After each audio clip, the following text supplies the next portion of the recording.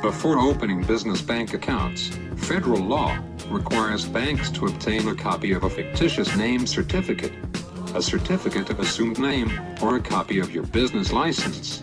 Or, you could flush federal requirements, right down the toilet, and call on your friend at Wells Fargo Bank to get around those pesky regulations and bank policies like the Know Your Customer, Patriot, and Bank Secrecy Act. So we will just flush those federal banking laws right down the toilet and open these accounts for you today. I have to have it before I open it. So. Oh my God, you're filling I need to open 2 DBA business checking accounts. The Wells Fargo employee that was on duty at the time refused to open the accounts. Can't you break the rules for me? After all, I am Bonnie Kier of Kier Property Management. I can open those accounts for you today, if you have proof of the DBA filing with the Utah Department of Corporations. Well, Jim, I do not have any proof, but is that really necessary in this case?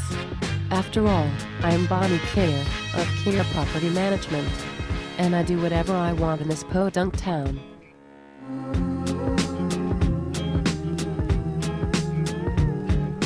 I got the email from you saying that she got arrested for prostitution. I need to open 2 DBA business checking accounts in the name of the owner of an apartment building we manage. Oh, and as far as the checks, I guess we don't have checks that say Peery Apartment. She put the chip in there and it reads off the account number. When you guys write checks to Kier Property Management, I never know exactly what they're for. I was wondering, accounting for those last 3 checks that you deposited, the $6,900. Here in an Ogden neighborhood, the bodies of 2 women are found dead. I didn't think it was a gunshot. I didn't think anything like that. I thought it was safer here than that, but I guess not.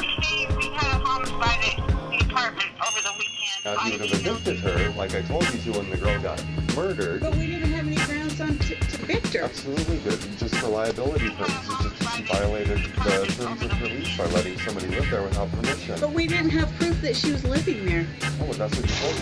Well, not, I mean... We had a homicide at the apartment over the weekend. Isn't that tasty? Disgusting.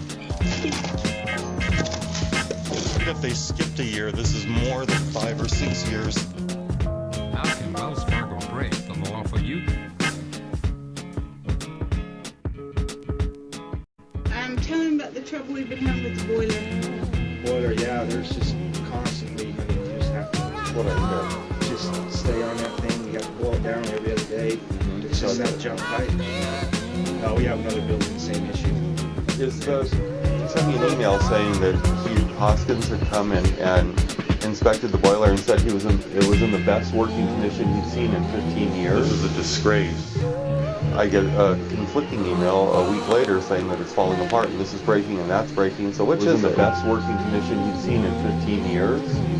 It's just that jump pipe, yeah. Wells Fargo ignored federal requirements and their own bank policy by opening 2 business accounts without obtaining the required supporting documentation. How can Wells Fargo break the law for you today? This is a disgrace.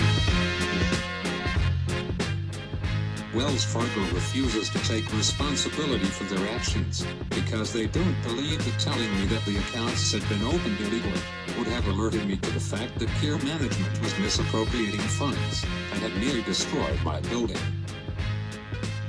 How can Wells Fargo break the law for you today?